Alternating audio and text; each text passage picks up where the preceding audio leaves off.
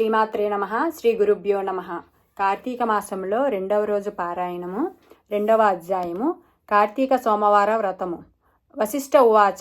ఓ జనక మహారాజా, వినినంత మాత్రము చేతనే మనోవాక్కాయముల ద్వారా చేయబడిన సర్వపాపాలను హరింపచేసే కార్తీక మహత్యాన్ని శ్రద్ధగా వినుసుమా.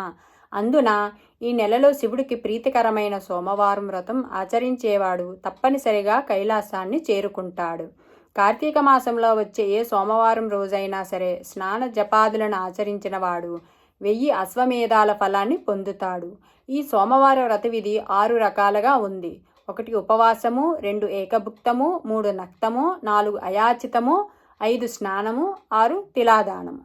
ఉపవాసము. శక్తి ఉన్నవారు కార్తీక సోమవారం రోజున పగలు అంతా భోజనం చేయకుండా ఉపవాసంతో గడిపి సాయంకాలమున శివాభిషేకం చేసి నక్షత్ర దర్శనం తరువాత తులసి తీర్థం మాత్రమే సేవించాలి. 2 ఏకభుక్తము. సాధ్యం కాని వాళ్ళు ఉదయం స్నాన దాన జపాలను యథావిధిగా చేసుకొని మధ్యాహ్నం భోజనం చేసి రాత్రి భోజనానికి బదులు శివుడి తీర్థమో తులసి తీర్థమో మాత్రమే తీసుకోవాలి. 3 నక్తము. పగలు అంతా ఉపవాసం ఉండి రాత్రి నక్షత్ర దర్శనం తరువాత భోజనం చేయవచ్చు. 4 అయాచితము. భోజనం కోసం తమకు తాము ప్రయత్నించకుండా ఎవరైనా వారికి వారుగా పిలిచి పెడితే మాత్రమే భోజనం చేయడం అయాచితము. 5 స్నానము. పైవాటికి వేటికి శక్తి లేని వాళ్ళు సమంత్రక స్నాన జపాదులు చేసినా చాలు. 6 తిలాదానము. మంత్ర జప విధాలు కూడా తెలియని వాళ్ళు కార్తీక సోమవారం రోజున నువ్వుల దానం చేసినా సరిపోతుంది. పై 6 పద్ధతుల్లో దేన్ని ఆచరించినా కార్తీక సోమవార వ్రతం చేసినట్లే అవుతుంది. కానీ తెలిసి కూడా ఏ ఒక్కదాన్ని ఆచరించని వాళ్ళు 8 యుగాల పాటు కుంభీపాక రౌరవాది నరకాన్ని పొందుతారని హర్షవాక్యం. ఈ వ్రతమాచరణ వలన అనాథులు, స్త్రీలు కూడా విష్ణు సాయుధ్యం పొందుతారు. కార్తీక మాసంలో వచ్చే ప్రతి సోమవారం రోజు కూడా పగలు ఉపవాసం ఉండి రాత్రి నక్షత్ర దర్శనం తర్వాత మాత్రమే భోజనం చేస్తూ ఆ రోజంతా భగవంతుని ధ్యానంలో గడిపే వాళ్ళు తప్పనిసరిగా శివ సన్నిధిని పొందుతారు. సోమవార వ్రతాన్ని చేసేవాళ్ళు నమ్మక చమ్మక సహితంగా శివాభిషేకం చేయడం ప్రధానమని తెలుసుకోవాలి. ఈ సోమవార వ్రత ఫలాన్ని వివరించే ఒక ఇతిహాసాన్ని చెబుతాను విను. నిష్ఠురి కథ.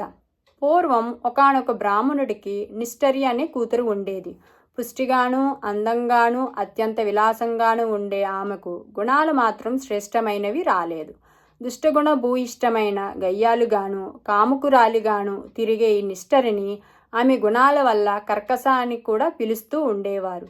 బాధ్యత ప్రకారం తండ్రి ఆ కర్కసను సౌరాష్ట్ర బ్రాహ్మణుడైన మిత్రశర్మ అనే వానికి ఇచ్చి తన చేతులు దులిపేసుకున్నాడు. ఆ మిత్రశర్మ చదువుకున్నవాడు, సద్గుణవంతుడు, సదాచారపరుడు, సరసుడు మాత్రమే కాకుండా సహృదయం కూడా కావడం వలన కర్కస ఆడినదే ఆట, పాడినదే పాటగా కొనసాగుతూ వచ్చింది.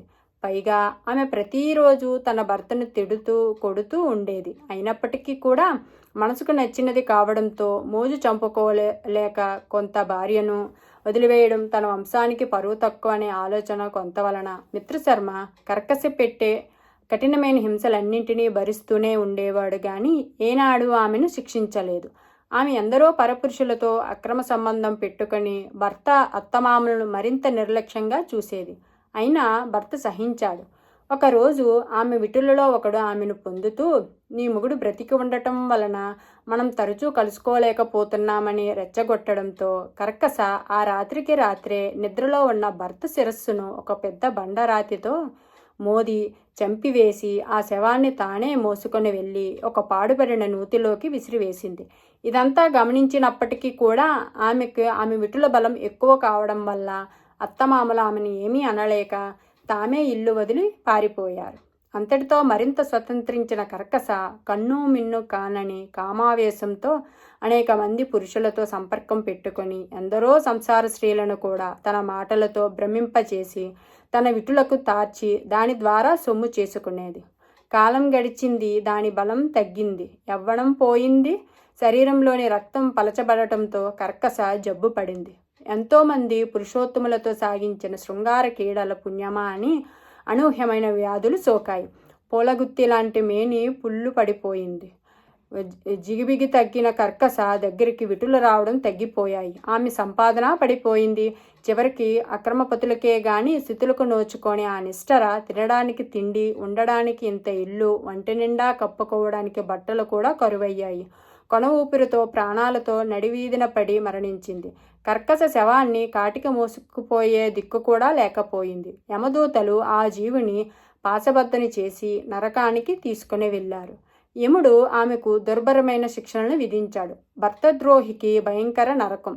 భర్తను విస్మరించి పరపురుషులను ఆలింగనం చేసుకున్న పాపానికి ఆమె చేత మండుతున్న ఇనుప స్తంభాలను కౌగిలించుకునేలా చేశాడు. భర్త తలను బ్రద్దలు కొట్టినందుకు ముళ్ళగదతో ఆమె తల చిట్లిపోయేలా కొట్టించాడు. భర్తను తిట్టినందుకు, కొట్టినందుకు, తన్నినందుకు కర్కస పాదాలను పట్టుకొని కఠినమైన శిలలపై వేసి బాధించాడు. సీసం కాచి చెవులలో పోయించాడు. కుంభీపాక నరకానికి పంపాడు. ఆమె పాపాలకు గాను ఆమె ముందు 10 తరాల వారు, తరువాత 10 తరాల వారు, ఆమెతో కలిపి మొత్తం 21 తరాల వారిని కుంభీపాకంలో కుమిలిపోసాగారు. నరకానుభవం తర్వాత ఆమె 15 సార్లు భూమిపై కుక్కగా జన్మించింది. 15వ జన్మలో కళింగ దేశంలో కుక్కగా పుట్టి ఒక బ్రాహ్మణ గృహంలో ఉంటూ ఉండేది. సోమవార వ్రత ఫలంతో కుక్క కైలాసం పొందుట.